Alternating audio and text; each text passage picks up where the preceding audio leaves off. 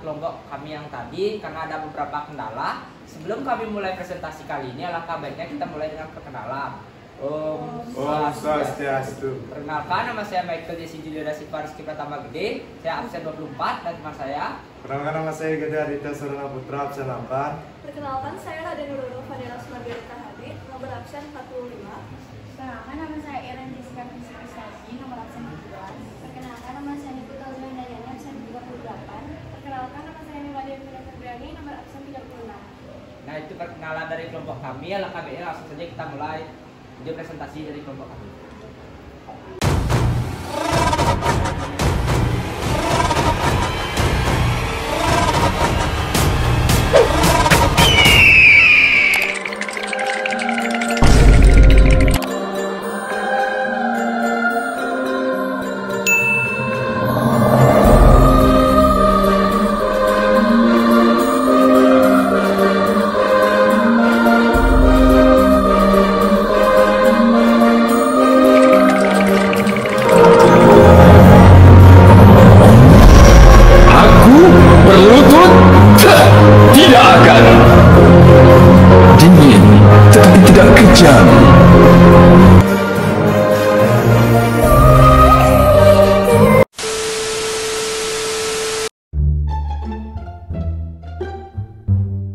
Welcome to Mobile Legends!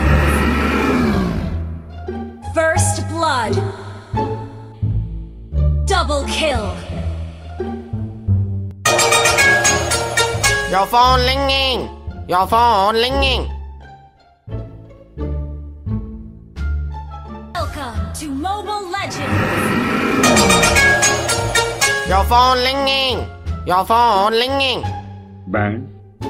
Julio, tolong baca grupnya ya. Hah? Julio, tolong nih baca grupnya. Hah?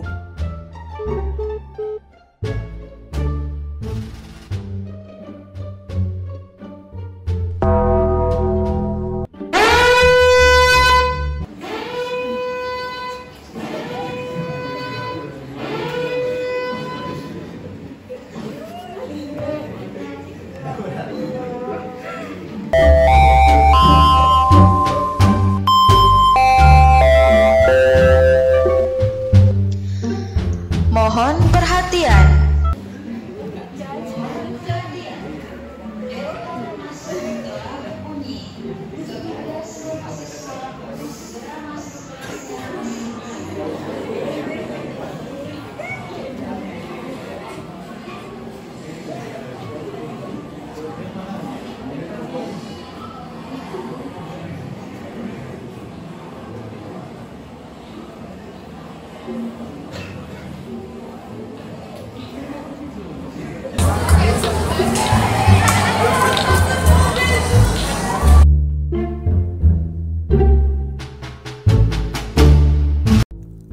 Oke, yang pertama ada pengertian dan ciri ideologi. Dalam bahasa Yunani, ideologi berasal dari kata idea dan logos. Kata idea ini yang berarti gagasan, konsep, Pengertian dasar atau cita-cita. Kata logos ini artinya ilmu. Pengertian artinya idea. Sering disamakan dengan cita-cita, itu sekaligus merupakan dasar, pandangan, atau paham. Secara harfiah, ideologi berarti ilmu tentang pemikiran, ide-ide, keyakinan, gagasan, atau cita-cita. Nah, oke teman-teman, tadi kan aku udah ngejelasin tentang pengertian dan ciri ideologi. Selanjutnya, ada arti ideologi menurut para ahli nih teman-teman. Jadi, di sini aku cuman jelasin 3 arti ideologi menurut para ahli ya. Yang pertama, ada Mordiono. Apa sih arti ideologi menurut Mordiono ini? Ideologi adalah suatu terminologi asing yang berarti a system of idea, yaitu rangkaian ide, sekilas info yang terpadu menjadi satu makna gagasan.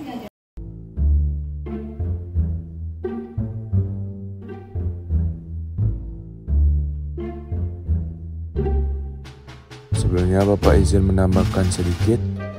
Ada yang namanya contoh ideologi. Yang pertama ada kapitalisme.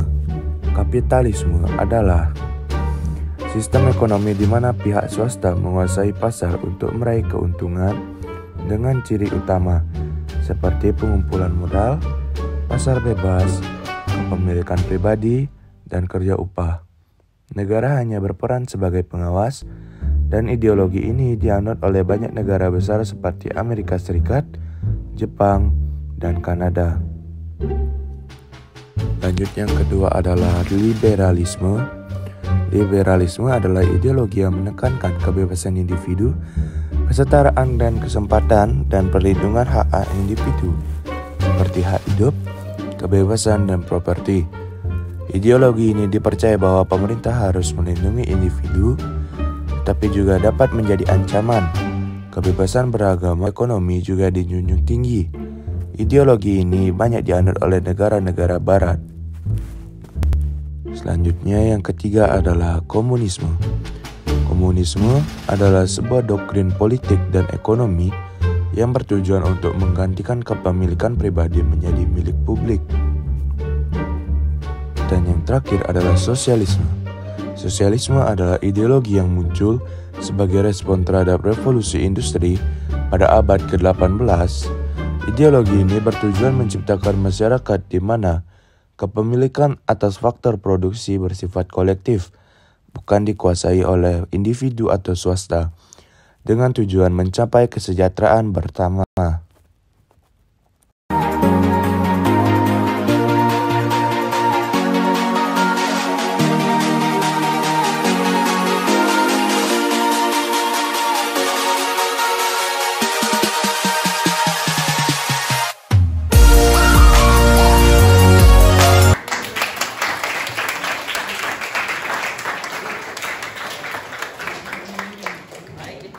Video presentasi dari kelompok kami.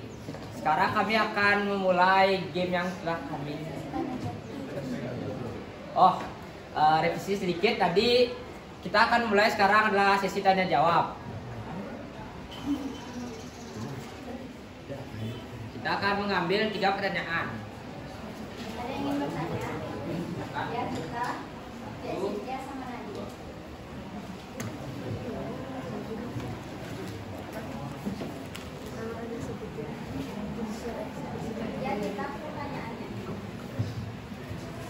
Sebelumnya, perkenalkan, nama saya Kadek Gita Chandra Dewi, nomor absen 20. Jadi tadi kan di materi Pancasila sebagai ideologi NKRI itu ada pernyataan yang mengatakan kalau Pancasila itu menjadi dasar menuntun negara mewujudkan cita-cita bangsa.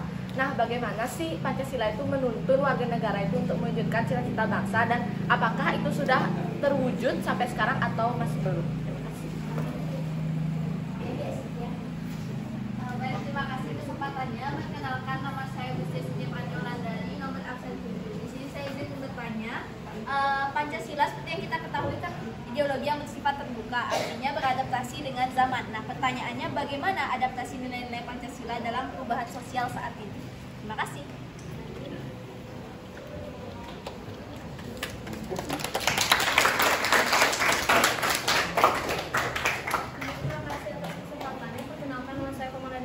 Nomor absen 23, izin bertanya. Jadi tadi dalam pemaparan materi Pancasila sebagai ideologi bangsa itu ada dikatakan bahwa Pancasila itu dapat bermakna bila diterapkan dalam kehidupan sehari-hari. Nah, bisa sebutin nggak misalnya bagaimana sih penerapan Pancasila itu agar dapat bermakna? Terima kasih. Kami berdiskusi terlebih dahulu ya. 2,000 years later. Izin menjawab pertanyaannya guys. Cynthia tadi ditanyakan bahwa nilai-nilai Pancasila, apa tadi pertanyaannya ya? Nilai bagaimana adaptasi nilai-nilai Pancasila dalam perubahan sosial? Menurut saya terdapat banyak ya nilai-nilai Pancasila yang bisa diadaptasi ke perubahan sosial. Contohnya kayak sila pertama, ketuhanan yang Maha Esa, bisa diadaptasi dengan memperkuatnya daya toleransi, kebebasan beragama di masyarakat. Yang sila kedua, kemanusiaan, kesan yang adil dan beradab, bisa diadaptasi dengan saling membantu, mungkin saling membantu antar sesama manusia. Itu yang saya tahu. Selanjutnya yang sila ketiga mungkin persatuan Indonesia bisa diadaptasi dengan menjaganya keutuhan solidaritas, cinta tanah air, dan lain-lainnya.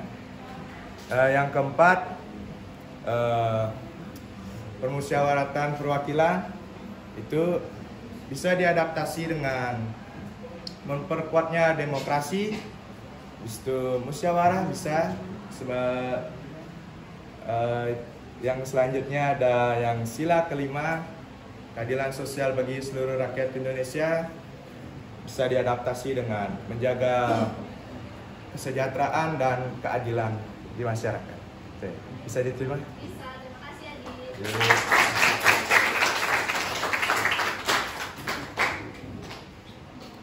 Baik, saya izin menjawab pertanyaan dari Nadine. Kalau tidak salah tadi pertanyaannya bagaimana contoh penerapan makna-makna dalam Pancasila dalam kehidupan sehari-hari. Contoh penerapan makna Pancasila dalam sehari-hari bisa kita lihat dari yang pertama, sila pertama ketuhanan yang Maha Esa, itu adalah kebebasan beragama, menghargai agama-agama orang lain, dan beribadah di tempat yang selayaknya. Yang kedua, kemanusiaan yang adil dan beradab. Kemanusiaan yang adil dan beradab dapat kita maknai itu kayak saling membantu satu sama lain, toleransi, menghargai perbedaan. Itu yang sila kedua. Sila ketiga, persatuan Indonesia. Tentunya kita bersatu dalam membangun negeri supaya menjadi negeri yang lebih baik dan juga tidak membedakan suku satu sama lain. Yang keempat, kerakyatan yang dipimpin oleh hikmat bijaksana dalam permusyawaratan perwakilan. Bisa kita terapkan maknanya itu seperti dalam permusyawaratan. Kita harus menghargai permusyawaratan agar bisa dilakukan dengan baik dan bijaksana. Yang kelima ada keadilan sosial bagi seluruh rakyat Indonesia. Tentunya seluruh warga masyarakat Indonesia harus mendapatkan keadilan yang sama, baik dari golongan atas maupun bawah. Sekian dari saya, apakah bisa diterima?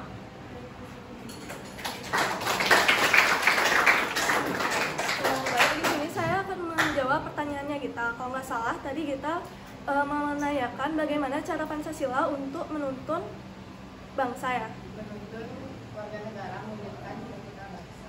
Oke, jadi di sini tuh menurut saya itu cara Pancasila untuk menuntun cita-cita dan tujuan bangsa itu ada banyak. Contohnya itu kayak untuk memberikan kepastian dan keamanan, perlindungan hukum terhadap semua warga tanpa untuk difasilitasi. Terus yang kedua itu bisa untuk menyediakan sarana pendidikan untuk seluruh masyarakat supaya masyarakat itu tuh bisa untuk terdidik dan mewujudkan tujuan dan cita-cita bangsa. Nah, apakah itu sudah terwujudkan hingga sekarang? Tadi kan pertanyaannya ada itu. Apakah sudah terwujud hingga sekarang? Kalau menurut saya itu masih dalam proses ya.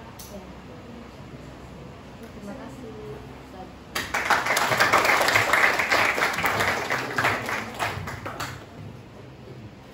Oke, kan tadi udah sesi tanya jawab. Sekarang kelompok kami akan lanjut dengan sesi games. Ya.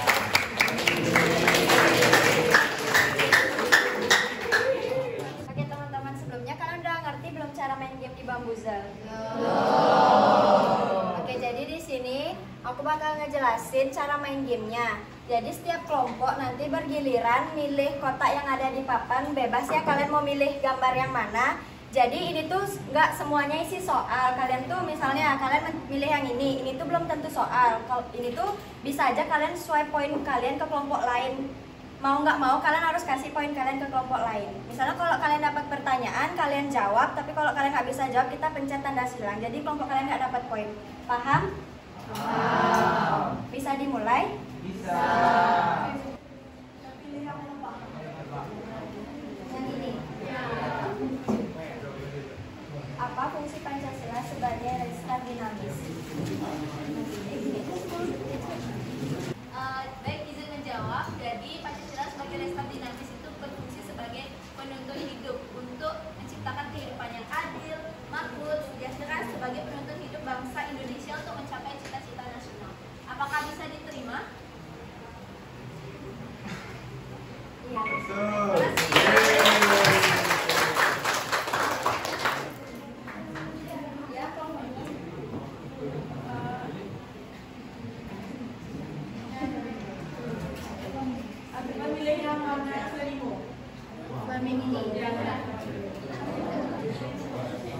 Ideologi selalu menuntut keterlibatan optimal atas dasar loyalitas dari para subjek pendukungnya, merupakan unsur esensial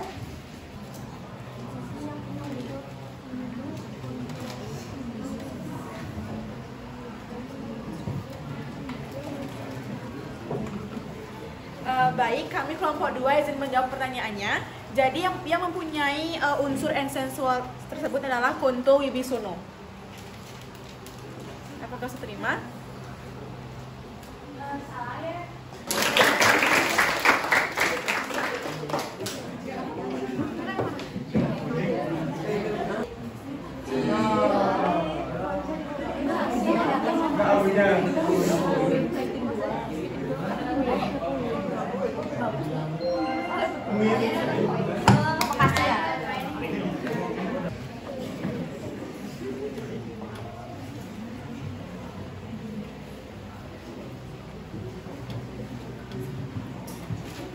Baik, perkenalkan saya Desa Mesya Putri, nomor absen 3. Jadi saya izin menjawab itu apa arti ideologi menurut Notonegoro. Jadi ideologi menurut Notonegoro itu adalah ideologi negara dalam arti cita-cita negara atau cita-cita yang menjadi dasar bagi suatu sistem kenegaraan untuk seluruh rakyat dan bangsa yang bersangkutan.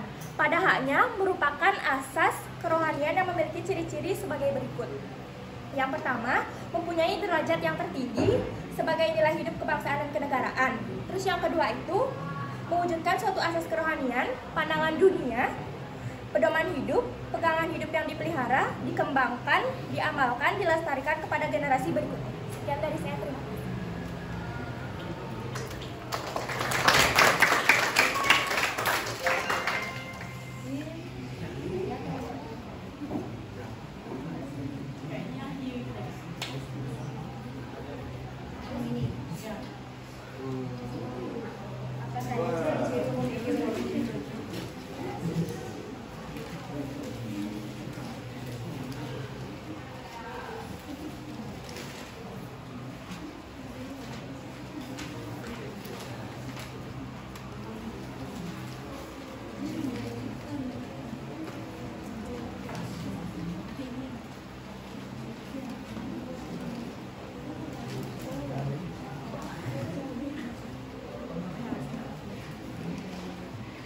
Baik, saya izin menjawab. Jadi ciri-ciri umum ideologi itu ada 5. Yang pertama, berpandangan dunia, kemudian mengandung nilai dan tujuan. Yang ketiga, berpengaruh pada kebijakan. Yang keempat, ada pemberi dan pembeda identitas. Yang kelima, ada pendorong perubahan sosial. Terus ada juga yang bersifat adil. Terima kasih.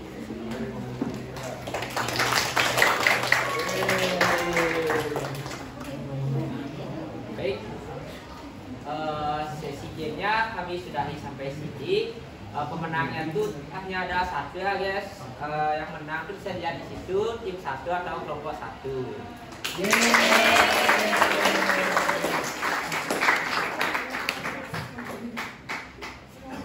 Perwakilan kelompok tim 1 mana?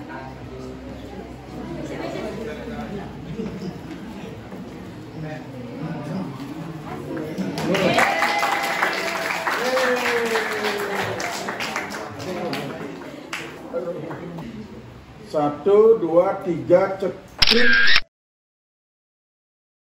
1, 2, 3, cekrik.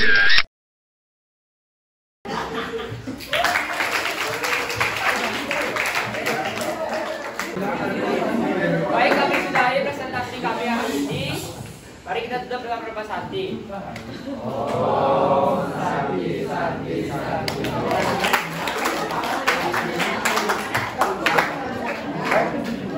Berikan aplaus buat kelompok penyaji.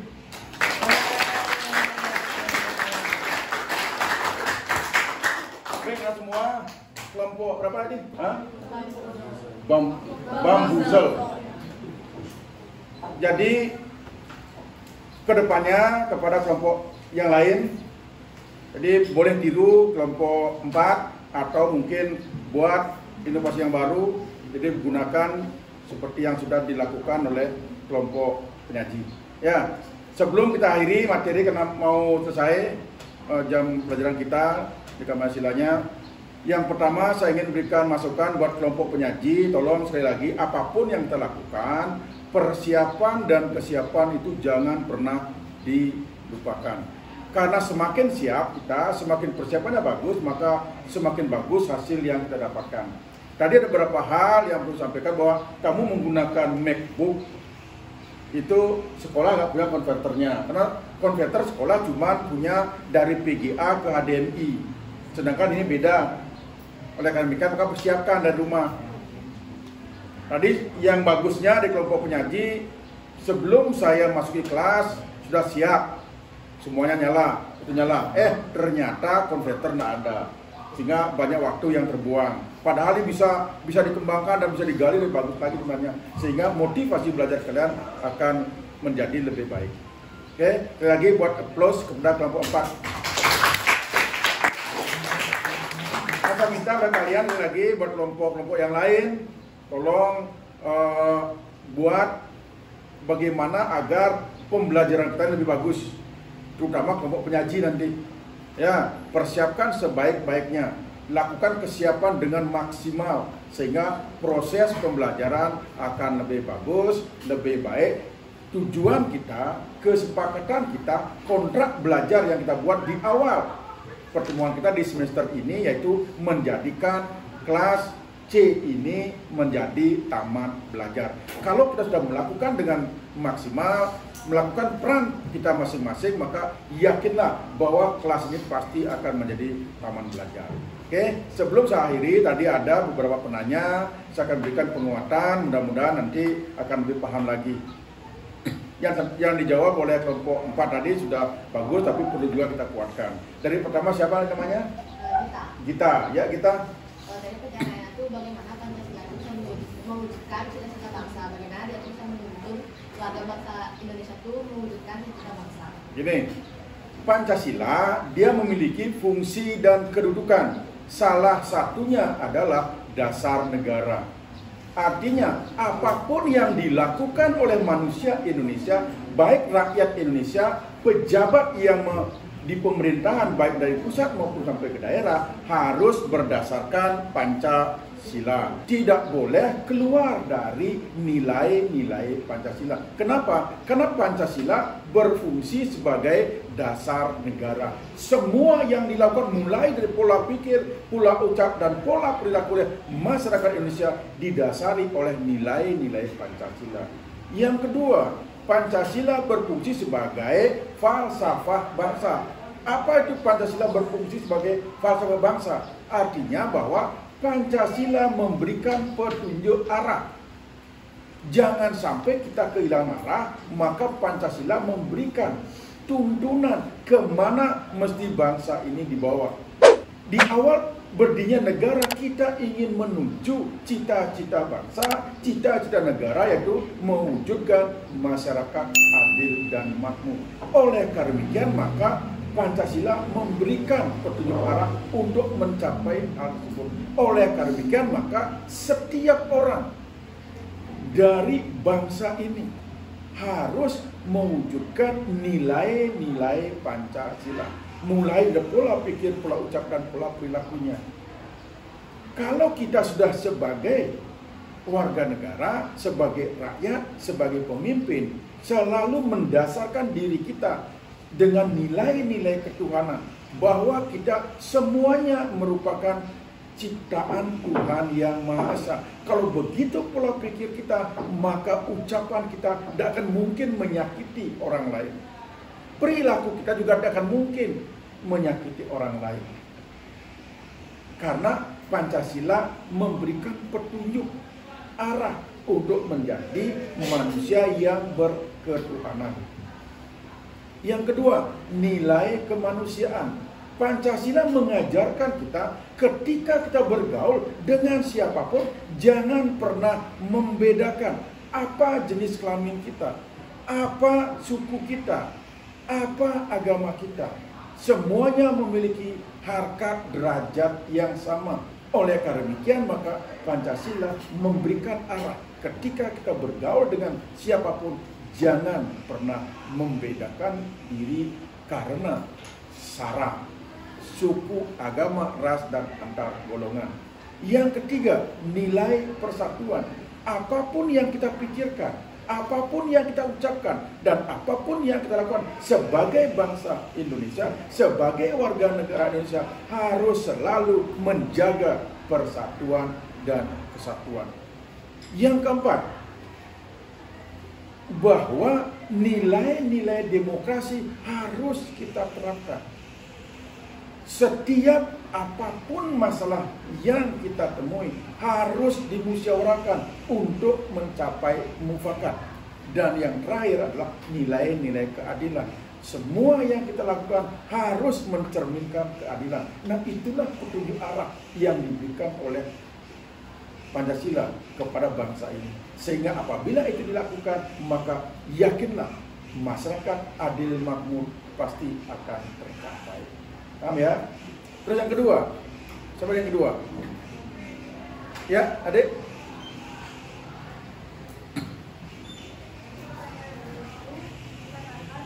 Pancasila sebagai ideologi dapat menjadi bermakna bila diterapkan dalam kehidupan sehari-hari. Nah, apa saja penerapan Pancasila agar Pancasila itu dapat dimaknai? Jadi Pancasila sebagai ideologi, dia bisa bermakna jika bisa diterapkan. Pancasila ada 3 nilai. Nilai dasar, nilai instrumen, dan nilai praksis. Nilai-nilai dasar Pancasila artinya nilai-nilai yang berlaku secara universal. Dari bangsa apapun, negara manapun, pasti harus menganut itu karena universal. Nilai-nilai ketuhanan, nilai-nilai kemanusiaan, nilai-nilai persatuan, nilai-nilai demokrasi, nilai-nilai keadilan. Itulah nilai dasar. Nggak ada maknanya kalau kita nggak lakukan. Kita hanya bicara bahwa kita percaya sama Tuhan, tapi tiap hari kita membuli orang ketika melakukan ibadah, membakar rumah ibadah orang lain. Nggak ada gunanya, nggak bermakna. Kita mengatakan bahwa menjunjung nilai-nilai kemanusiaan, tetapi tiap hari kita menjelek-jelekkan orang, menyakiti setiap orang. Maka nilai-nilai itu tidak bermakna. Oleh karena demikian bahwa nilai-nilai dasar dari Pancasila ini bisa bermakna bila sudah diimplementasikan, yaitu pada nilai praksis.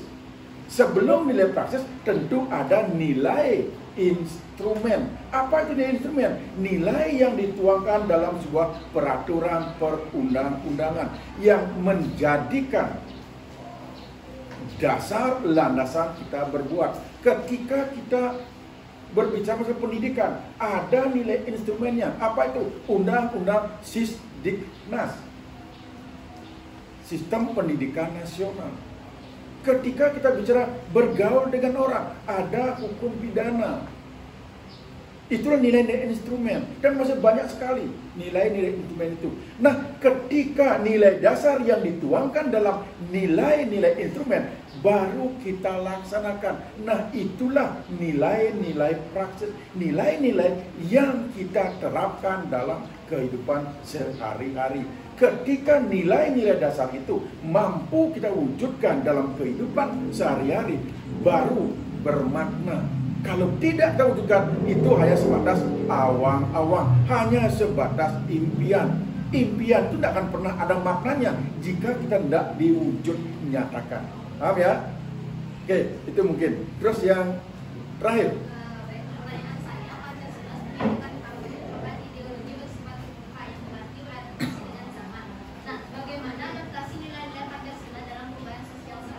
Oke, mumpung adik menanyakan tentang ideologi terbuka, ideologi itu ada 2. 1 ideologi tertutup, 2 ideologi terbuka. Ideologi tertutup itu artinya ideologi yang bersifat kaku karena berdasarkan ide, berdasarkan pemikiran seseorang atau sekelompok orang. Atau mungkin yang sering kita kenal dengan komunis. Komunis itu adalah ideologi yang tertutup karena dia merupakan buah pemikiran dari Karl Marx. Sedangkan ideologi terbuka bukan hasil pemikiran sekelompok orang, ada seorang, tetapi merupakan budaya yang dari bangsa itu sendiri. Makanya ketika Bung Karno dalam pidato di depan BPUPKI dalam sidang tanggal 1 Juni, beliau tidak mengatakan menciptakan Pancasila, tetapi menggali dari bumi Indonesia. Artinya apa? Bahwa Pancasila itu memang asli dari Indonesia, bukan pemikiran Bung Karno, sehingga dia bersifat terbuka. Kalau bersifat terbuka, dia akan adaptif. Artinya dia akan menyesuaikan. Contoh begini, kalau kita di Bali, kalau di Bali bicara tentang ketuhanan, bahwa kita sudah tahu lah bagaimana masyarakat Bali dalam berketuhanan. Tiap hari semuanya dia persembahkan kepada Tuhan. Semuanya dia persembahkan kepada keluarganya. Nah, kalau masyarakat Bali di pura, dulu tirta atau air suci ini ditampung dalam sebuah jon namanya, atau sebuah keramik dari tanah liat. Sekarang tanah liat itu, keramik atau gerabah itu sangat sulit dan tidak efektif, cepat pecah. Maka diganti dengan, karena ada perkembangan zaman, diganti dengan ember. Orang-orang Bali ketika mau ada upacara di pura, dia mencari tirta tambah atau air tambah, mencari tirta di beji menggunakan ember, tidak lagi menggunakan jon.